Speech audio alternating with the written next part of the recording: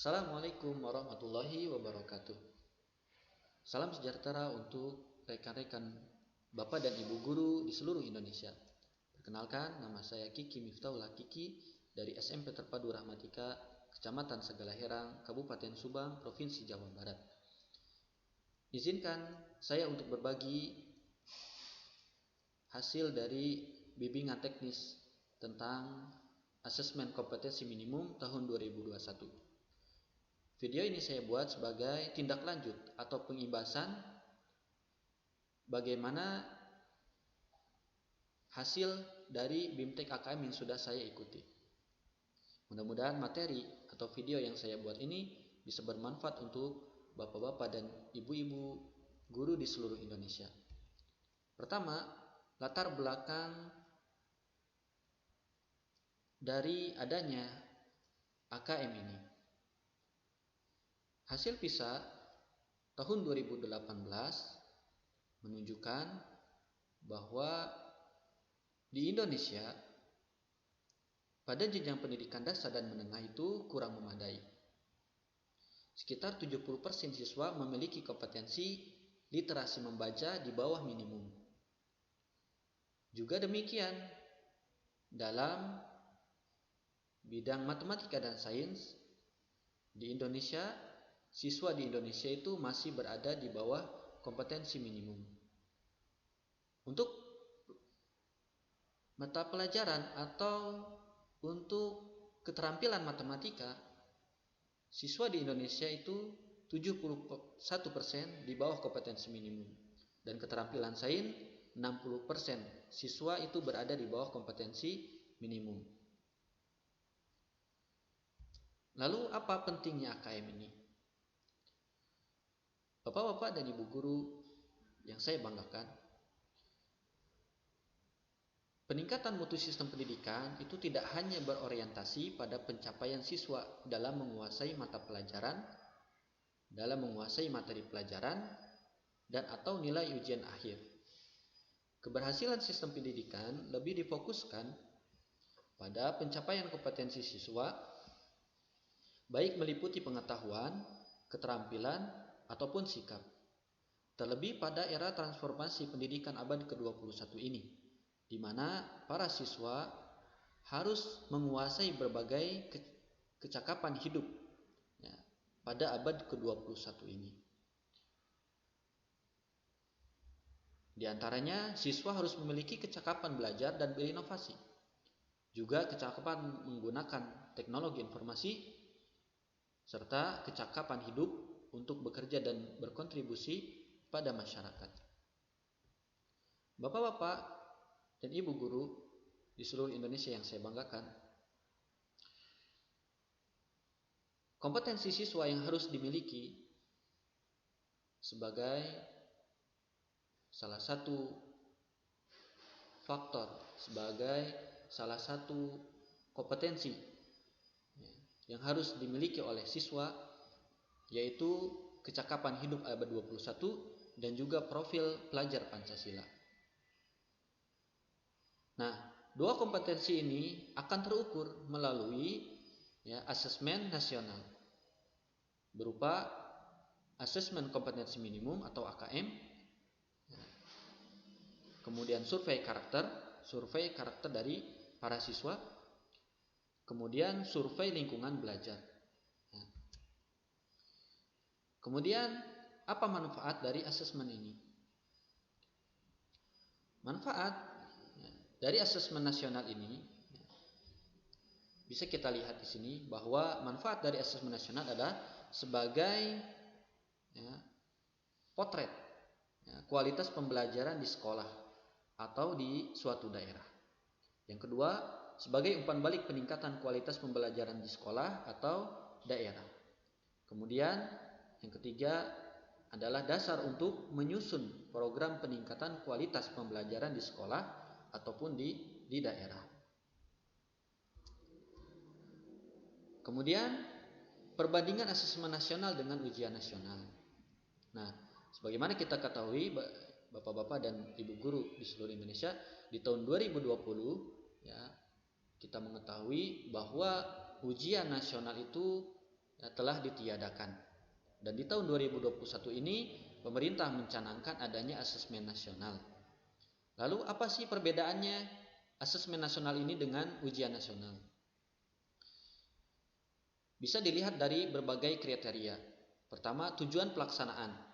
Asesmen nasional dipergunakan untuk mengevaluasi mutu terkait sistem satuan pendidikan.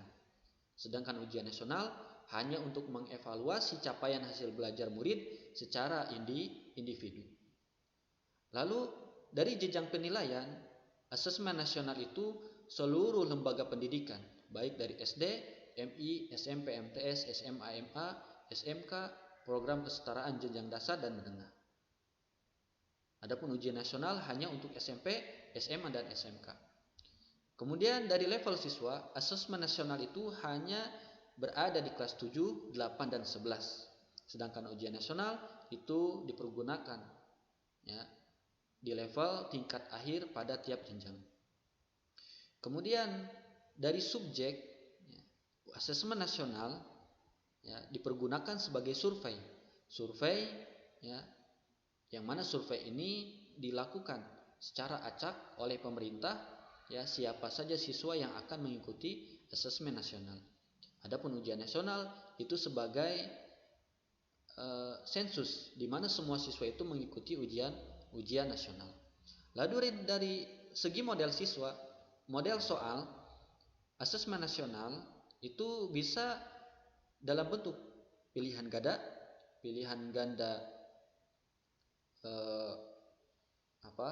yang agak sulit, kemudian menjodohkan, isian silang atau uraian. Sedangkan ujian nasional itu pilihan ganda atau isian singkat.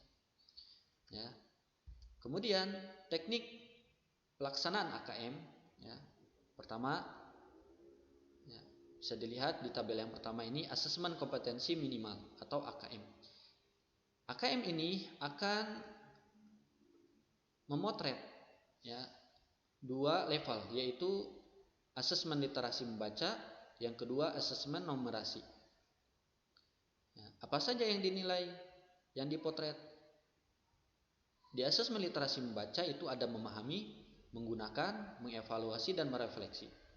Sedangkan asesmen numerasi itu memahami, mengaplikasi, dan bernalar.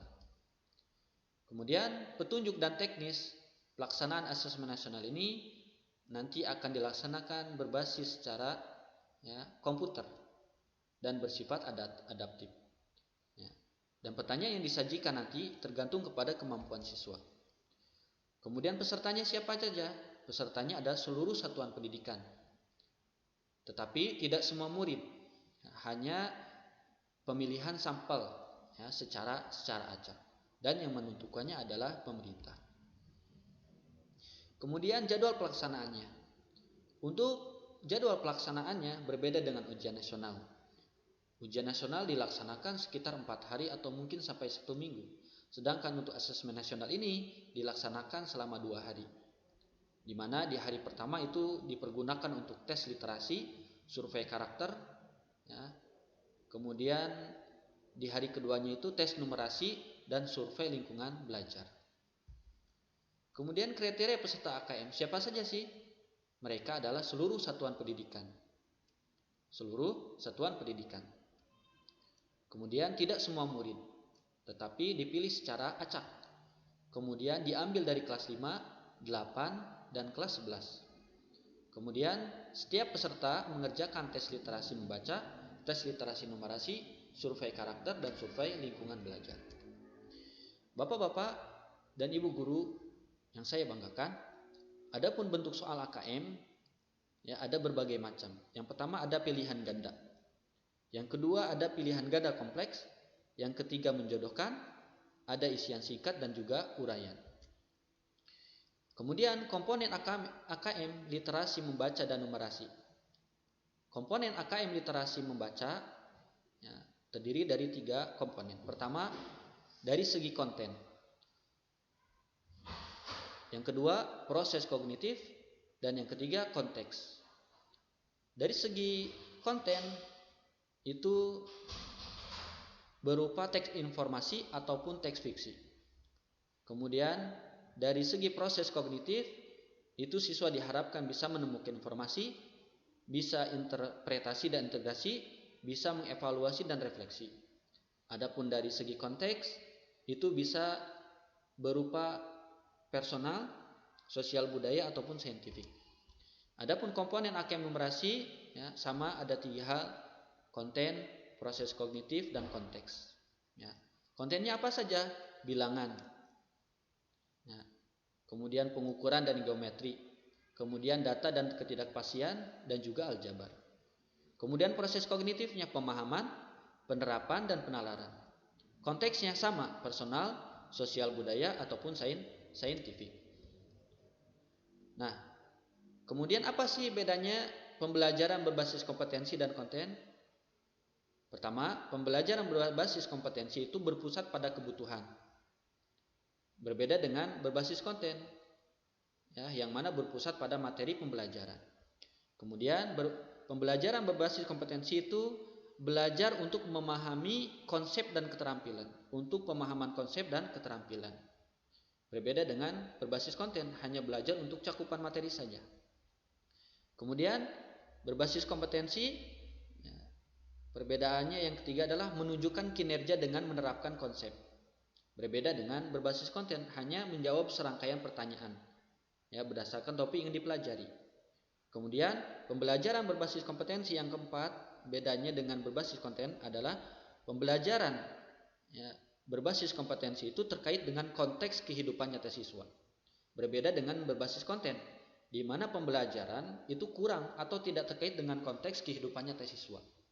Kemudian yang terakhir, ya, perbedaan antara pembelajaran berbasis kompetensi dan konten adalah orientasi pada proses dan penguasaan kompetensi. Berbeda dengan pembelajaran berbasis konten, di mana pembelajaran berbasis konten itu hanya sebatas orientasi pada nilai akhir saja. Ya. Jika pembelajaran berbasis kompetensi itu orientasi pada proses dan penguasaan kompetensi, ya, untuk berbasis konten itu hanya orientasi pada nilai akhir saja. Nah, mungkin itu yang bisa saya sampaikan terkait dengan hasil yang saya dapatkan dari bimbingan teknis tentang AKAM ini. Mudah-mudahan yang saya sampaikan bisa bermanfaat untuk bapak-bapak dan ibu guru sekalian. Atas perhatiannya saya ucapkan terima kasih dan mohon maaf apabila ada kata-kata yang tidak berkenan. Assalamualaikum warahmatullahi wabarakatuh.